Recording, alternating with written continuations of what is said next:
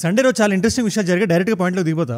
Russia ఇండియాకు offer ఇచ్చింది. Sukhoi 57 ఏవైతే ఉన్నాయో అవి మీకు ఇస్తాం, అక్కడితో ఆగకుండా ఈ సోర్స్ కోడ్ అని ఉంటుంది. అంటే సింపుల్గా చెప్పాలంటే అది పనిచేసే ప్రోగ్రామ్ కోడ్ అనుకోండి. ఇలాంటి ఒక ఆఫర్ని భారతదేశానికి ఏ దేశం ఇప్పుడు దాకా ఇవ్వలేదు. అంతెందుకు మనం రఫేల్ జెట్స్ వాడుతున్నాం, అది 4.5 జనరేషన్. అది ఫ్రాన్స్ వాళ్ళు మనకి సోర్స్ కోడ్ ఇవ్వమని అడిగినా ససేమిరా అంటారు. ఈ సోర్స్ కోడ్ మనకి ఇప్పుడు ఎందుకు ఇంపార్టెంట్? రీసెంట్ గా పాకిస్తాన్ ఒక చాలా పెద్ద అనౌన్స్మెంట్ చేసింది. వాళ్ళు ప్రోపగాండాలో భాగంగా ఆ షేబాజ్ షరీఫ్ ఫోటోని ముందు కొట్టించుకొని ఒక లాంగ్ మెసేజ్ ఒకటి వదిలింది. అందులో ఏముంది, చైనా మాకు 5th జనరేషన్ ఫైటర్ జెట్స్ ఇస్తుంది, అది ఒకటో రెండో కాదు, 40 J-35 స్టెల్త్ ఎయిర్ క్రాఫ్ట్ మేము తీసేసుకుంటున్నాం, ఇది మా డిప్లొమాటిక్ విన్ ఇది అని ప్రొజెక్ట్ చేసుకుంటుంది. మన భారతదేశం we're making our own thing. కాకపోతే దానికి కొంచెం టైం పడుతుంది. మనం ఇటు హెచ్ఏఎల్నే కదా, అటు ప్రైవేట్ బిడ్డర్స్ ని కూడా పిలుస్తున్నాం. మనం లేదు మీరు వచ్చి చేయండి, మనమే డెవలప్ చేయాలి, ఇంజిన్ ఏదైనా అవనివ్వండి, మన ఎయిర్ క్రాఫ్ట్ మన జెట్లు మనమే రెడీ చేద్దాం అనే ఒక ఎజెండా ఇప్పుడు మైండ్ లో ఉంది. కానీ మన AMCA ఏదైతే ఉందో, advance medium combat aircraft అంటారు, మన 5th జనరేషన్ ఎయిర్ క్రాఫ్ట్ అది. బట్ దానికి కొన్ని సంవత్సరాలు పడుతుంది. సో బయట చూసే వాళ్ళకి ఎలా ఉంటుంది, ఇప్పుడు ప్రెషర్ పెట్టి యుద్ధాన్ని ఆపారు, సీజ్ ఫైర్ అంటున్నారు. ఇటు పాకిస్తాన్ ఏమో చైనా వాడి దగ్గర నుంచి ఏవో పట్టుకొస్తుంది.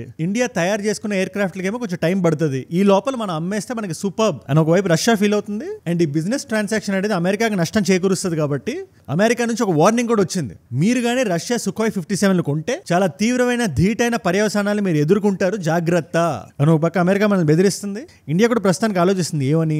సోర్స్ కోడ్ లాంటి ఆఫర్ చిన్న ఆఫర్ కాదు అది. ఇమాజిన్ ఈ సెల్ ఫోన్ ఒకసారి ఇమాజిన్ చేయండి, ఇది మనం రెడీమేడ్ గా కొంటాం. ఇప్పుడు దీంట్లో ఉండే మ్యాజిక్ దాంట్లో ఉండే సోర్స్ కోడ్ లాంటిది. వాళ్ళు ఏదైతే సీక్రెట్ రెసిపీ వాడతారో దీంట్లో, అది కానీ మనకు తెలిస్తే ఈ సెల్ ఫోన్ లో ఉండే ఫండమెంటల్స్ నుంచి మనం మార్చుకోవచ్చు కదా, మనకు కావాల్సినట్టుగా టైలర్ మేడ్ చేసుకోవచ్చు దీన్ని. కాకపోతే అది వాడికి నష్టం. అందుకే చైనా లాంటి ఫోన్స్, ల్యాప్టాప్లు, ఎలక్ట్రానిక్స్ ఇవన్నీ కొనేసి రీసెర్చ్ మీద billions and billions of dollars ఖర్చు పెట్టి రివర్స్ ఇంజనీరింగ్ చేసి ఇదే ఫోన్ ని దీనికి 10 చిప్ గా లాంచ్ చేస్తుంది. ఫోన్ అనే కాదు, ఎనీ ఇన్నోవేషన్. చాట్ జీపీటీని చూసి డీప్ సీక్ దింపింది కదా, అలాగే అనుకోండి. మనం చైనా కదా, అలాంటి పనులు మనం చేయం. అందుకోసం మనం లీగల్ గా సోర్స్ కోడ్ తెచ్చుకుంటే ఫస్ట్ ఆఫ్ ఆల్ మన పైలట్స్ కి చాలా పెద్ద బెనిఫిట్ అది. ఇమాజిన్ ఒక MiG-21, MiG-28 నడిపిన ఒక ఫైటర్ జెట్ పైలట్ గానీ, లేదా సుఖోయ్స్ నడిపిన పైలట్ గానీ సడన్ గా మనకి రెఫైల్ ఇస్తే లోపల కంప్యూటింగ్ సిస్టమ్ అంతా డిఫరెంట్ ఉంటుంది. రేడార్ నొక్కే బటన్ డిఫరెంట్ ఉంటుంది. నేను అందరికీ అర్థమయ్యేలా చెప్తున్నాను, సింపుల్ గా ఉండాలని.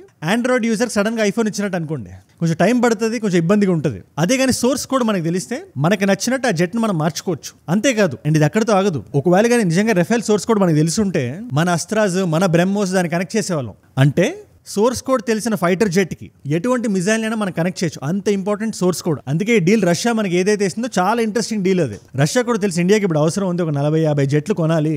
అట్ ద సేమ్ టైం కొంటే యూఎస్ నుంచి బాధ. ఒకవేళ రెండు కొనకపోతే ఇటు రష్యా అర్థం చేసుకుంటుంది, అటు అమెరికా అర్థం చేసుకుంటుంది. మాది మేము చేసుకుంటాం అంటే ఈ ఆఫర్ ఇండియా తీసుకుంటుంది అనుకుంటుందా, తీసుకోదు అనుకుంటున్నారు? దీని మీద మీ అభిప్రాయం ఏంటి? మనకి ఇప్పుడు మల్టిపుల్ ఆప్షన్స్ ఉన్నాయి. జపాన్ కూడా మనం పిలుస్తుంది, లేదు మనం 2-3 దేశాలు కలిపి మనం చేసుకుందాం, ఇండియా మీరు రండి. దానికి GCAP అని పేరు పెట్టా, correct me if I am wrong, global combat air programme. Yeah, దీంట్లో జపాన్, UK, ఇటలీ ఉన్న డైరెక్ట్ 6th జనరేషన్ గ్యాలం వేసినట్టు. సో ఈ టైంలో రష్యా నుంచి కొనాలా, US చెప్తున్నట్టు F-35 కొనాలా, GCAP తీసుకోవాలా, ఆగే ఆలోచించాలా అనేది ఇండియా ముందు ఇవాళ నిలబడుతున్న prime question. And also global గా ఇవాళ రోజున చాలా జరుగుతున్నాయి. మన గురించి కానీ, మన మీద కానీ బయట న్యూస్ ఆర్టికల్స్ లో రకరకాల ఒపీనియన్స్ చెప్తున్నారు. దాంట్లో ఎంతవరకు నిజం ఉంది ఇవాళ మన వీడియోలో మాట్లాడదాం. ముఖ్యంగా G7 కి సంబంధించి మన నరేంద్ర మోదీ గారు ట్వీట్ చేశారు కాబట్టి సరిపోయింది, లేకపోతే ఎంతో మంది అసలు పిలవలేదు, ఇన్విటేషన్ లేదు అని ఏది పడితే అది మాట్లాడుతున్నారు. That is number 1. Self goal Khawaja ఉన్నారు కదా ఆయన, మీరు ఎక్స్పెక్ట్ చేసినట్టు ఆయన ఇంకో సెల్ఫ్ గోల్ వేశారు. ఆయన లైన్ ఆఫ్ కంట్రోల్ అంట, అది షిమ్లా అకార్డ్ని సస్పెండ్ చేసినప్పుడే నలిఫై అయిపోయిందంట. అది జస్ట్ ఇప్పుడు సీజ్ ఫైర్ లైన్ అంట. ఈ సెల్ఫ్ గోల్ వల్ల ఇండియాకి ఎటువంటి బెనిఫిట్ ఉందో మీకు ఎక్స్ప్లెయిన్ చేస్తా. అది కాకుండా చైనాబ్ నది ఉంది కదా, దాని మీద ఇండియా ఒక బ్యూటిఫుల్ డెసిషన్ తీసుకుంది. ఇన్ఫాక్ట్ ఒక టెస్ట్ కండక్ట్ చేస్తుంది ఇవాళ రోజు నేను మాట్లాడుతుండగా. దాని గురించి మనం మాట్లాడదాం. అండ్ అన్నిటికన్నా ఇంపార్టెంట్ గా ట్రంప్ ఎందుకు పాకిస్తాన్ ఇవాళ రోజున సేవ్ చేస్తున్నారు. బ్లాక్ అయిన కంట్రీస్ లో ఎన్నో కంట్రీస్ ని బ్యాన్ చేశారు, లేదు మీరు యూఎస్కి రాకూడదు అని. అందులో అన్ని రకాల కంట్రీస్ ఉన్నాయి, కానీ ఉగ్రవాదానికి పుట్టినిల్లైన పాకిస్తాన్ పేరు ఎందుకు లేదు? దీన్ని మనం మాట్లాడాలి. ప్రతిదీ రౌండ్ అప్ వేసేద్దాం. ఇలాంటి వీడియో నా సైడ్ నుంచి మీకు రోజు కూడా వస్తుంది, ఎవ్రీ సింగిల్ డే. ఆదివారం, శనివారం లేదు, మన నాన్ స్టాప్. మీలో చాలా మంది చూస్తున్నారు, ఒక నాలెడ్జ్ పిల్ల కన్స్యూమ్ చేస్తున్నారు. Thank you so much for that. మీ వల్ల ఎంత మంది కొత్త వాళ్ళకి రీచ్ అవుతుందో తెలుసా? అండ్ అలాంటి కొత్త వాళ్ళు ఒకవేళ మీరున్నా, వెల్కమ్. నేను వీడియో పెట్టగానే మీ దగ్గర రావాలంటే కింద కనబడే సబ్స్క్రైబ్ బటన్ నొక్కి పెట్టేసుకోండి. నొక్కేసారుగా డన్. మీరు ఒక విషయం గమనించండి, పాకిస్తాన్ నుంచి వాళ్ళకు న్యూస్ పేపర్ ఉంటే డాన్ అని ఉంటుంది ఒకటి, లేదా సోషల్ మీడియాలో హమీద్ మీర్ లాంటి వాళ్ళు ఉంటారు. వాళ్ళు ఒక మాట ఇలా చెప్పగానే అది నిజం అబద్ధం అని ఎవరు చూడరు. పెద్ద పెద్ద అమెరికన్ న్యూస్ పేపర్స్ కూడా దాన్ని కొట్టేస్తాయి. దాని తర్వాత అది నిజం కాదని తెలిస్తే దాన్ని క్లారిఫై చేయడం కూడా ఉండదు. మీకు చిన్న ఎగ్జాంపుల్ చెప్తాను నేను. G7 జరగబోతుంది మన అందరికీ తెలుసు, కెనడాలో. అండ్ ఇప్పుడు జస్టిన్ ట్రూడో కాదు ప్రైమ్ మినిస్టర్, మార్క్ కార్నీ వేరే వ్యక్తి అయిన, అంతే అదే ఐడియాలజీ. కానీ ఆయన దేశంలో జరుగుతుండడం వల్ల లేదు ఇండియాని వీళ్ళు పిలవనే లేదు, ఇండియాకి చాలా పెద్ద ఎంబారెస్మెంట్ ఇది అని పాకిస్తాన్ లో కొన్ని న్యూస్ ఆర్టికల్స్ రావడం మొదలుపెట్టాయి. అన్ని పెద్ద పెద్ద న్యూస్ ఆర్టికల్స్ లో ఈ ట్విట్టర్, ఈ ఎక్స్ లోకి వెళ్తే హమీద్ మీర్ లాంటి వాళ్ళు మాట్లాడడం. ఆయన ఏం మాట్లాడుతున్నారు మీరే ఒకసారి వినండి.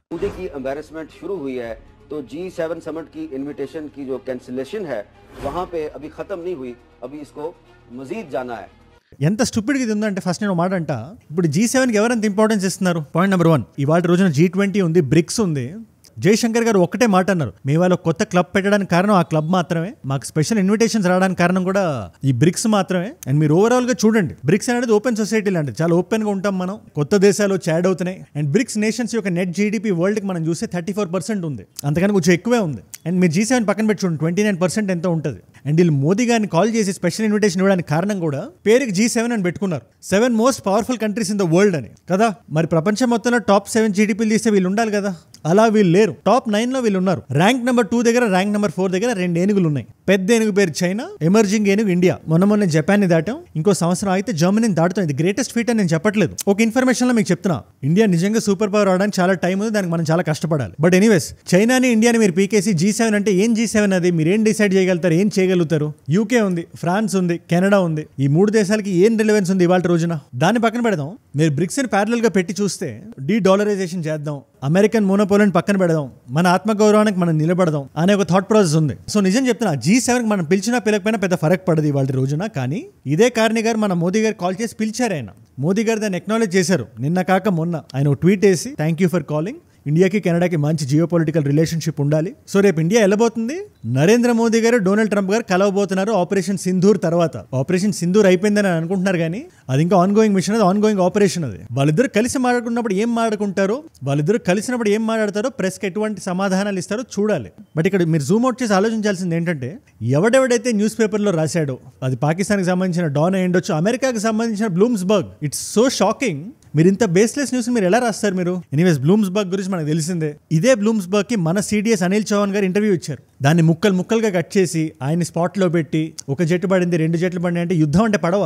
మీరు పాకిస్తాన్ సైడ్ తీసేసుకొని ఏదో భారతదేశానికి ఇది అయిపోయింది అది అయిపోయింది అంటే ఇట్స్ నాట్ రైట్. కనీసం ట్రంప్ గారైనా లేదు, నేను లెఫ్ట్ ఇకో సిస్టమ్ కి ధీటుగా నిలబడతాను, నేను మాట్లాడతాను, ఈ డీప్ స్టేట్ తో యుద్ధం చేయడానికి వచ్చానని చెప్పిన ఆయన ఇవాళ ట్రోల్ అవుతున్నారు. అమెరికాలో టాకో అని చెప్పి పిలుస్తున్నారు ఆయన. ట్రంప్ ఆల్వేస్ చికెన్స్ అవుట్ అని చెప్పి ఆయన ఒక డెసిషన్ చెప్తాడు. ఈ ట్రేడ్ వార్ దగ్గర చూడండి, చైనాతో ఇది అది అన్నాడు ఆయన, టక్కన భయపడి వెనక్కి వచ్చాడు. దాని ఇంగ్లీష్లో చికెనింగ్ అవుట్ అంటారు. So Trump always chickens out, Taco అని చెప్పి మీమ్స్ చాలా బలంగా వెళ్ళినాయి. అండ్ పాకిస్తాన్ కూడా అమితమైన ప్రేమ. అది ఎంత ప్రేమ అంటే, ఆయన ఫ్రెండ్ ఒక ఆయన ఉన్నాడు, గెంట్రీ బీచ్ అని. ఈ వ్యక్తి మొహాన్ని ఒకసారి మీరు చాలా బలంగా చూడండి. పాకిస్తాన్కి ట్రంప్కి ఒక మంచి వారధిలా పనిచేస్తున్న వ్యక్తి ఈయనే. ట్రంప్ జూనియర్ అని ట్రంప్ సుపుత్రుడి కంపెనీ ఒకటి పాకిస్తాన్ మీద హెవీలీ డిపెండెంట్ అయి ఉంది. దాని పేరు WLF, world Liberty financial. Again దీని గురించి చెప్పాలంటే సెపరేట్ వీడియోనే చేయాలి. బట్ మీరు ఇక్కడ అర్థం చేసుకోవాల్సింది ఏంటంటే, పాకిస్తాన్ దగ్గర ఉండే డబ్బులు డ్యాములు, రిజర్వాయర్లు కట్టకుండా ఇలా చైనాకి సంబంధించిన, అమెరికాకి సంబంధించిన బిలియనర్ జేబుల్లో పెడతారు. వాళ్ళు అక్కడ ఇమ్రాన్ ఖాన్ జైల్లో పెట్టేసి మొత్తం ఆల్మోస్ట్ ఒక మిలిటరీ జోన్లోకి తెచ్చేసుకొని అందరి డబ్బులు వాళ్ళు పనిచేసుకొని మిగిలిన డబ్బుల్ని అమెరికాని అపీస్ చేద్దామని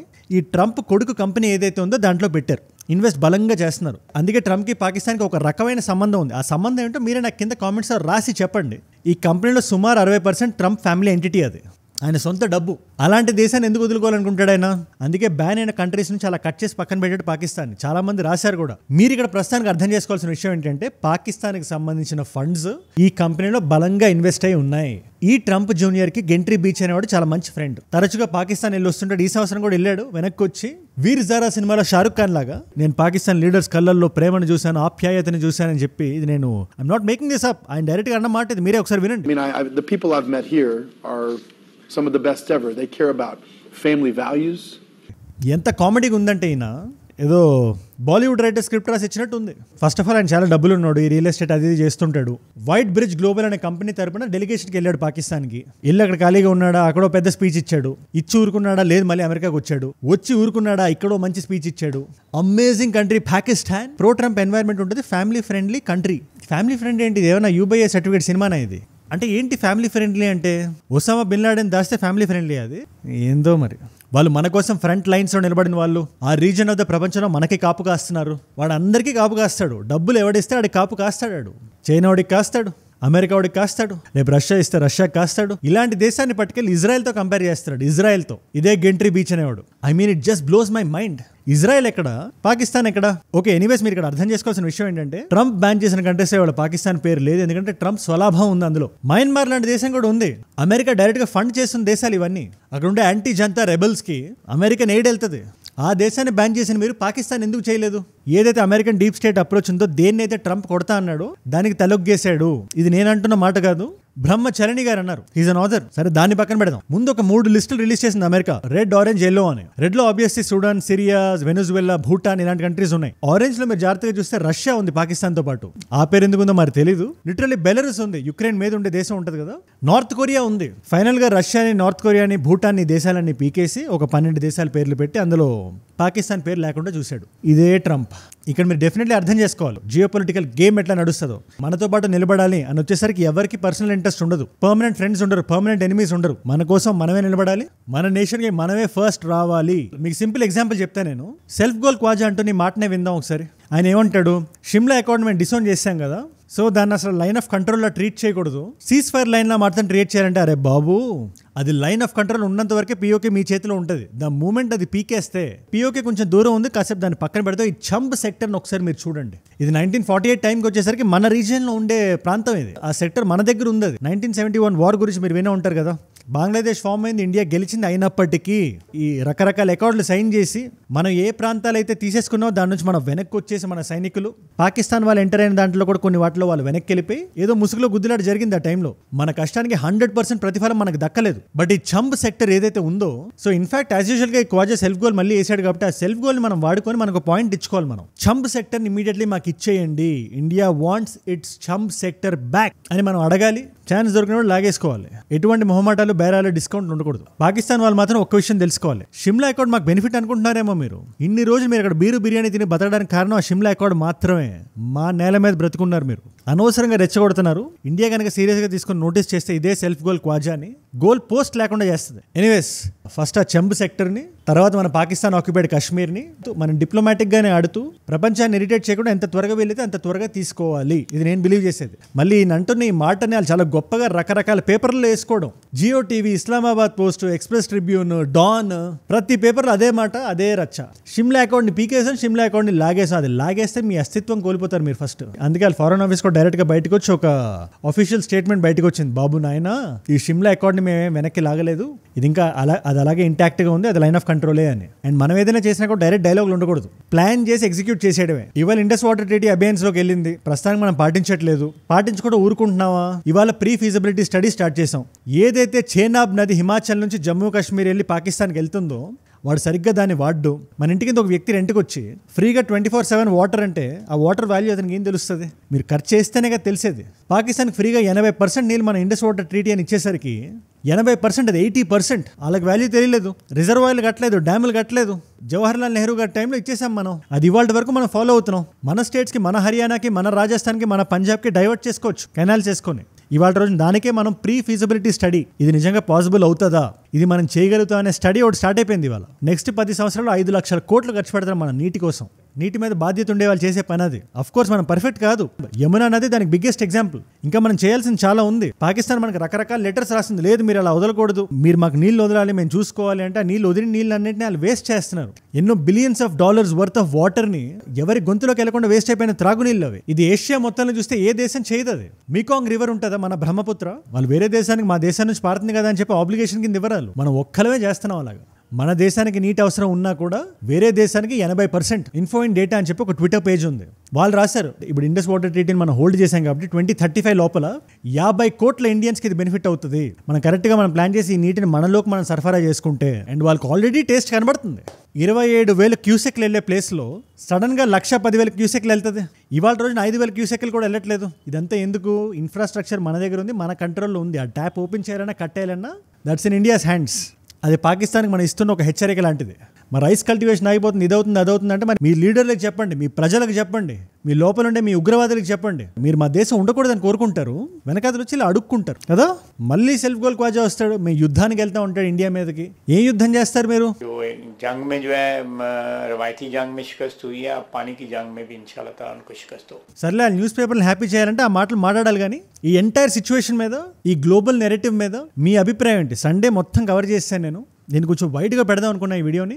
I hope you like it. నేను ఏదైనా పాయింట్ మిస్ అయి ఉన్నా, మీరు ఏదైనా ఈ డిస్కోర్స్లో యాడ్ చేద్దాం అనుకుంటే కింద కామెంట్స్లో రాయండి. నేను మంచి డిస్కషన్ ఫోరంలో పెడదాం మనందరం కలిసి. ఇప్పుడు కొంచెం గ్లోబల్ న్యూస్ విన్నారు కాబట్టి లోకల్గా బెంగళూరులో చిన్నస్వామి స్టేడియంలో ఏదైతే జరిగిందో దాన్ని మొత్తాన్ని క్లియర్గా ఎక్స్ప్లెయిన్ చేసి ఒక వీడియో చేశాను. ఆ వీడియో ఇక్కడ ఉంది, దాని ఐ కార్డ్ ఇక్కడ ఉంది. ఒకవేళ మీకు ఇక్కడ ఐ కార్డ్ దొరకకపోయినా కూడా జస్ట్ ఒక్క వీడియో ముందు ఉంటుంది, 1-2 వీడియోస్ ముందు అంతే. డెఫినెట్లీ చెక్అవుట్ చేయండి. ఇవాళ మల్టిపుల్ చాయిస్ క్వశ్చన్ మీకు, ఆస్ట్రేలియా, న్యూజిలాండ్, కెనడా ఈ 3 దేశాలు కలిసి ఉన్న ఒక ఆర్గనైజేషన్ పేరేంటి? దీంట్లో వేరే దేశాలు కూడా ఉన్నాయి, బట్ ఈ క్వశ్చన్ కొంచెం కాంప్లెక్స్ చేయడానికి ఈ 3 మాత్రమే చెప్తున్నా. Option 1 is NATO, option B is Quad, option C is Five Eyes, option D is AUKUS, AUKUS.